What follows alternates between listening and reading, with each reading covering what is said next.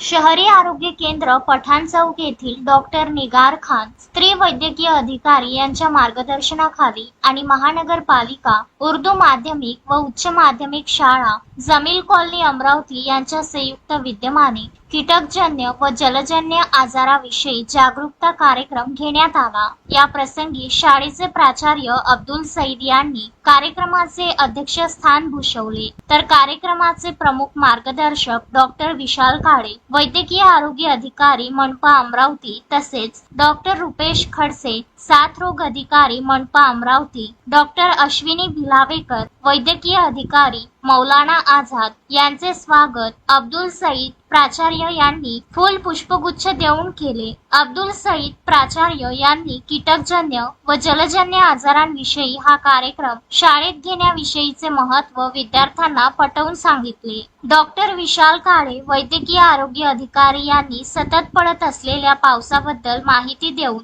या पावसाळ्यात कीटकजन्य आजाराचा प्रादुर्भाव जास्त प्रमाणात वाढतो, याबद्दल आपण उपाययोजना कशा कराव्यात याविषयी विस्तृतपणे विद्यार्थ्यांना मार्गदर्शन केले। या कार्यक्रमाप्रसंगी शहरी आरोग्य केंद्र पठाण चौक येथील सर्व आरोग्य कर्मचारी व आशा उपस्थित होते। तसेच शाळेचे प्राचार्य अब्दुल सईद, सहाय्यक शिक्षिका समीना सुलताना, शाबाहक सिद्दकी, हाफिज खान, अर्शिया कौसर, अब्दुल सिद्दकी, अशिया फरहीन दुरेश्वर, आतिफ अनवर, उमर खान, सर्व शिक्षक वृंद व शिक्षिका यांनी कार्यक्रमांमध्ये उत्स्फूर्तपणे सहभाग घेतला। Vidarbha news bureau, Amravati.